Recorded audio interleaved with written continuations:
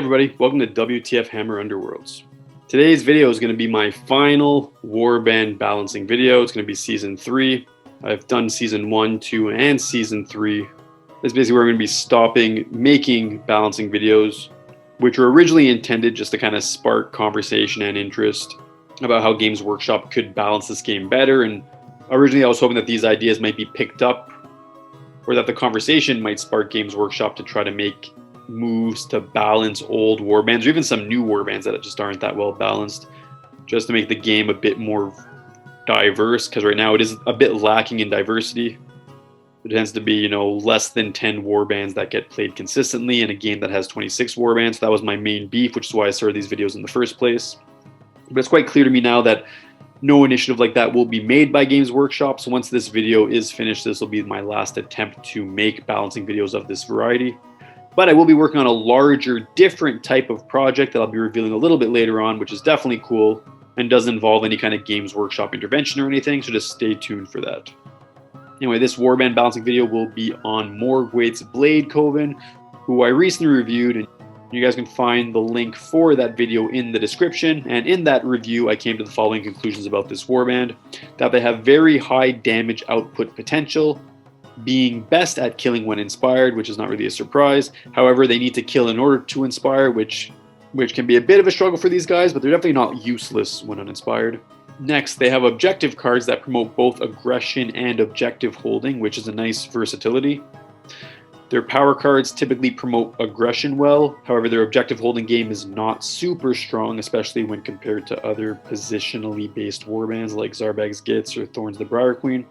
Also, their units are relatively easy to take out of action. They have some healing and defense boosting cards though to counterbalance this, to keep them alive. But most interestingly, they are very balanced in the options available to them. They could be aggressive, they could be positional, they could be control, they can do a whole bunch of different type of stuff. When you play against this warband, you don't necessarily know what you're coming up against, which can make them hard to beat. So for these reasons, I had ranked them as an A. And in this video, I'm going to be providing some suggestions just to tweak this warband. I want to keep them within the A range of their tier, but just make them a little bit stronger. And as I always do, I'm going to be recommending some errata suggestions, as well as some new faction-specific cards that could be introduced to make this warband more balanced and better aligned with all the other warbands that I've balanced, which is 25 other ones at this point. So let's start with errata. First suggestion is power card errata. That victor of 1,000 duels not depend on a 50% die roll.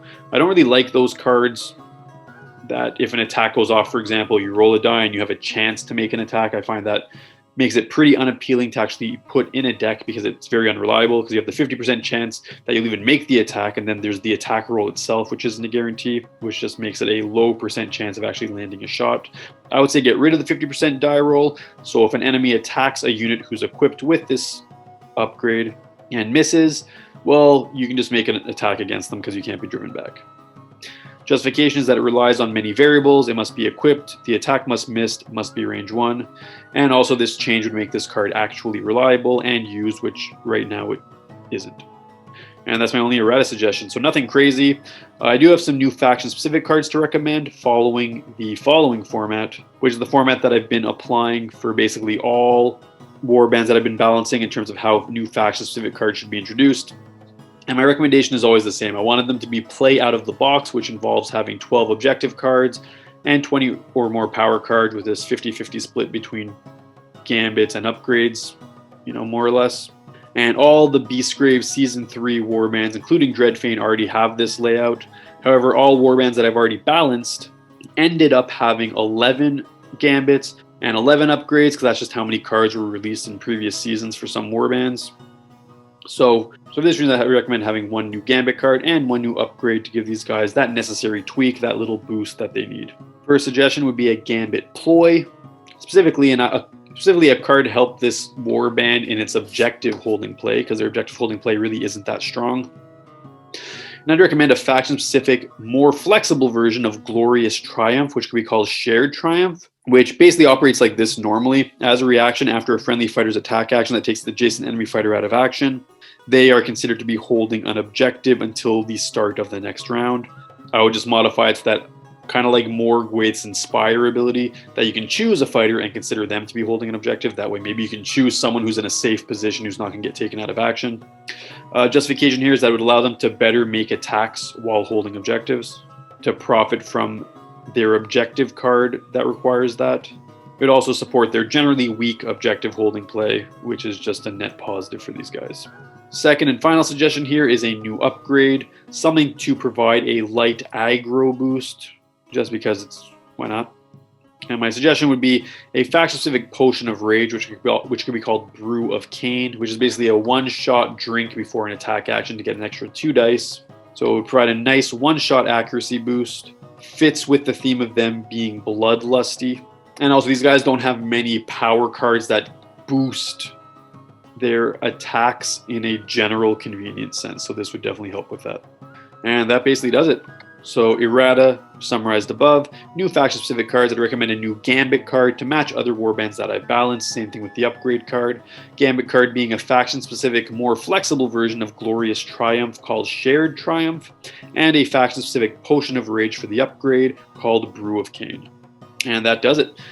Hope you guys enjoyed this final balancing video. If you have any thoughts or suggestions, please comment below. Please like and subscribe as usual if you enjoy this kind of content or the review content or any kind of content that I make.